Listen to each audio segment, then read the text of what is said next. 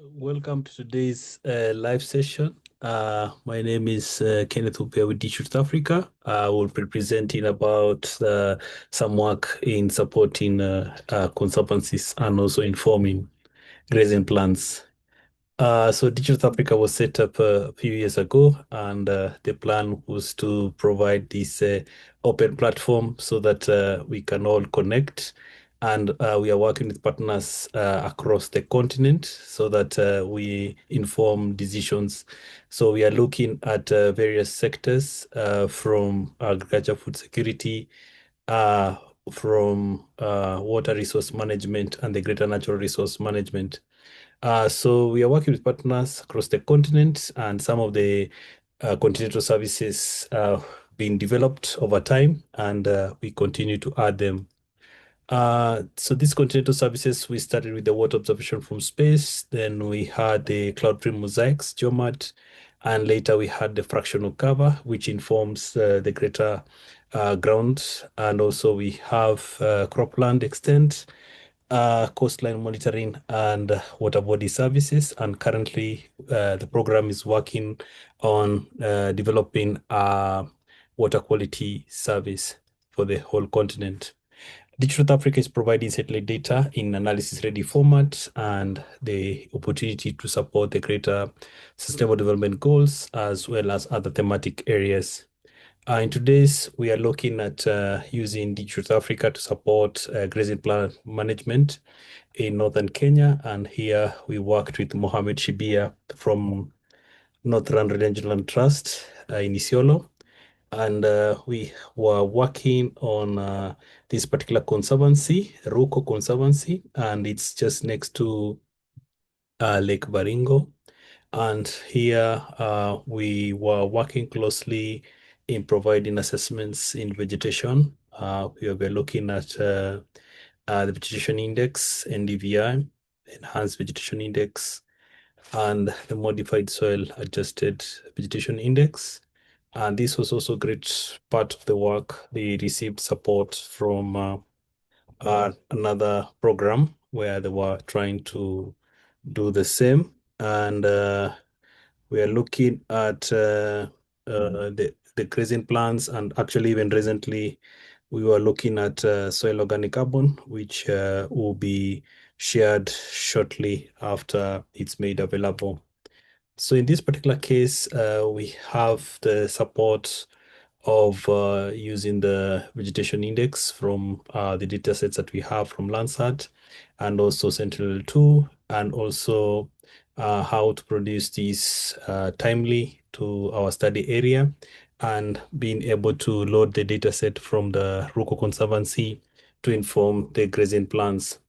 So we have this particular folder in the sandbox. In the use case folder, we have the Lake Baringo grazing, and this specific conservancy is called Ruko. And here we present getting the phenology, getting the per pixel phenology in the conservancy, and also couple this with water extent so that we can get suitable grazing areas. So in your sandbox, are you able to see the various folders? And this one is particular case, the use case folder. And here we have the first notebook, the vegetation phenology for Ruko. Here we are using the Sentinel-2 datasets that we have since 2017. And these are 10 meters. And looking at the phenology, we're able to inform the grazing plans over time, and loading the shapefile of the area, and also loading data sets which are a little bit cloud free, around 70–80%, and then doing some prior analysis to get the various statistics so that we get the suitable grazing areas. And in this, I wish to do the demo on the sandbox and the particular case in the use case folder, Lake Baringo, and we have the vegetation phenology notebook. So the vegetation phenology, we have it in one dimension, and we have the step-by-step loading the data, loading the different libraries, and also loading the data set from the particular use case. And this is the Ruko Conservancy just next to Lake Baringo. And from that, we're able to load the Sentinel-2. You'll see various sets of images for the same area. And from this, we're able to plot the phenology, looking at high peaks around September and low peaks later on. And this is quite informative as we can see, and from these plots, we can see the start of the season and the end of a season, and this can inform the various grazing plans where the pastoralists could move the livestock to different grazing plans or paddocks so that we provide them the pasture as we see it from space. So the communities in this particular area rely mostly on the data from the different programs, and for the Northern Regional Trust is to provide this grazing plan and say we are able to graze around September or this month, or we move the livestock to a different paddock. So the next step is to get the per pixel information, vegetation phenology. We use the Sentinel-2 imagery, and also with the phenology information, we use the shapefile for the same area and the same Sentinel-2 at least 80% cloud-free mosaics. And as we demonstrate, this particular second step is to first load the particular libraries for the particular area, and also load the particular shapefile for the area, and get from the vegetation information now more information on the pixel level, loading the Sentinel-2 data, which is a key game changer. And you can see your data sets even going up to 1 GB of RAM. Then from this, we're able to compute now the phenology statistics, start of a season, the end of a season, and all this is more scientific information, and remasking these and reorganizing these to get now specific paddocks that are very useful. And this is step by step. We could see the start of a season, the end of a season, and get more information about the phenology at certain years. So we're able to see from that example, especially this one, that we had more information on the, especially here, we had more information this particular step, where if I'm able to pause, we're able to see the phenology that we had low seasons in May, June. Then we normally expect rains for around July, August, September. And at those particular peaks, some of the paddocks pasture is available for certain times until low points of May, June. So here the communities have to make sure they're able to move the livestock to safer areas where there's more pasture. So we can see the trends over time from that particular plotting. And now from that, they'll be able to ask for, you see this information now, getting the peaks, lowest peaks and high peaks. There's a lot of potential. So the livestock will be taken through and taken to where there's safe pasture. And when they finish one paddock, they can actually go to the next paddock. So this is very interesting, especially when you sit with the communities and even draw hard copy maps and tell them at these particular months, we expect we have enough pasture for this particular time, and this is how much our livestock can manage. And also we can be able to rotate from one paddock to another, and also warning them of the low seasons so that they're able to medicate or move them to other sanctuaries. So in a nutshell, it's more of understanding the phenology from space and understanding the weather information, and also coupled with the water. This is the nearby Lake Baringo for this particular instance. And also now mapping the water extent, we're able to use the Sentinel-2 and get the mean difference water index and see how much was being received in this particular specific pasture or grazing land. So with this one also step by step, loading the particular libraries, and our shapefile is still within the Ruko conservancy.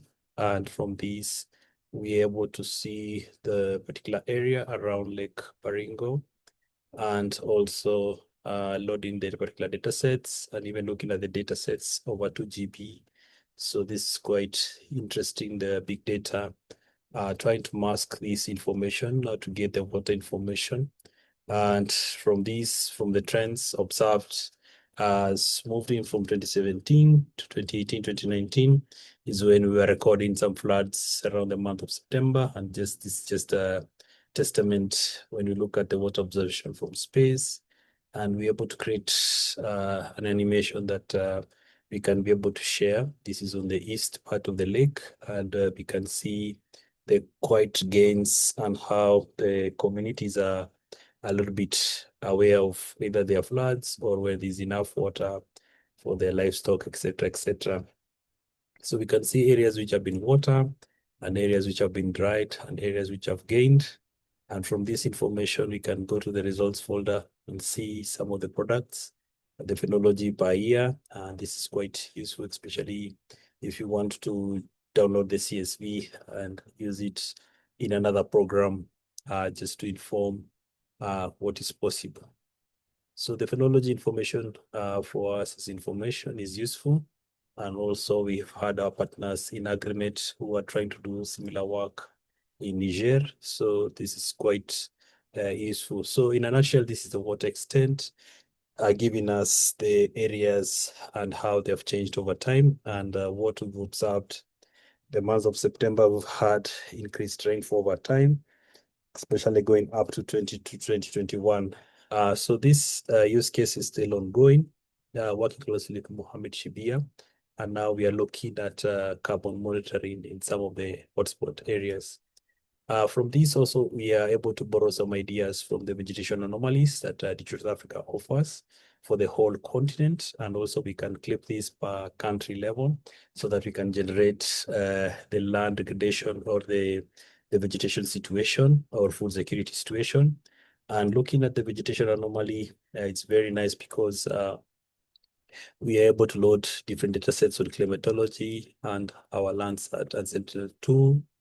And from this, we're able to, for example, a country level, and also you can change the month and the year and generate a very good information. So it gives you a summary for 1 month, how is the situation, where some months drier or etc., etc. And also we can visualize this product also in our Digital Africa map service.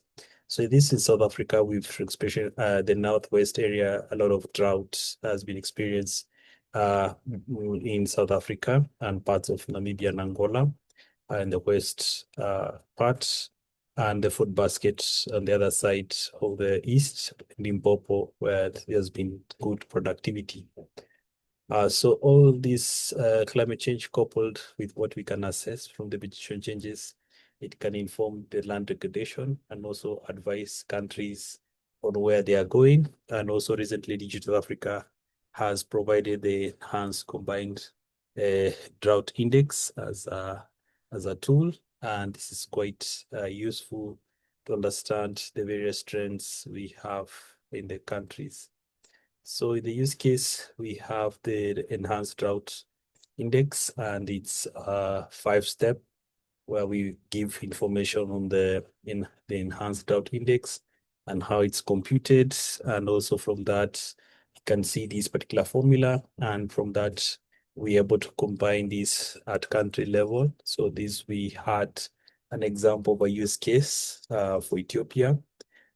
So going at the vegetation, and this was more specifically for data set that was provided. So at continental level, we can see the vegetation index over time, and there are various anomalies.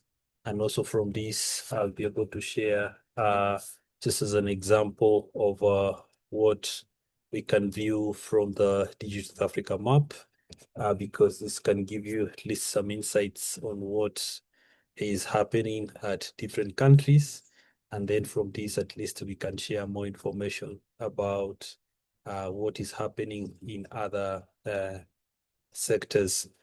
So in your Digital Africa map, we're able to go and see the continental services as well as external, and then we have the vegetation. So here we talked about the mean anomalies, where we could actually go to just country level, or where we were looking at Lake Baringo area. So here the best part is that you can also load the data on the water so that you can see how the water body looks from space. And we overlay this now with the vegetation conditions. So the good thing is that you can choose to remove some layers so that you can have just the area that we are looking at. And we can be able to see from these, the standard anomaly, the mean NDVI. So you can see quite some dry areas coming up in the middle of the region around where we had the conservancy. So giving you an indication of some droughts observed at certain areas. And also we can just assess also at different other parts of the countries. So looking at if this is too heavy, we can always change the background to a 2D map, which is less quite easier. So looking at some of the use cases, possibly around Benin, or we had in Nigeria, we could just around Benin State, and you could just load in the vegetation anomaly, and you can see the trends over time.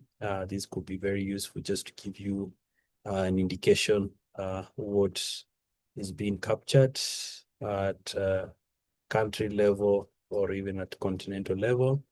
And I believe this is something that our colleagues at Agreement will try to use to look at the Green Wall Initiative programs. So whenever you're looking at the layer, it can take some time to load. That's also something else based on your internet connectivity. So just going back to the same example where we were, where at least I was able to load it sometime.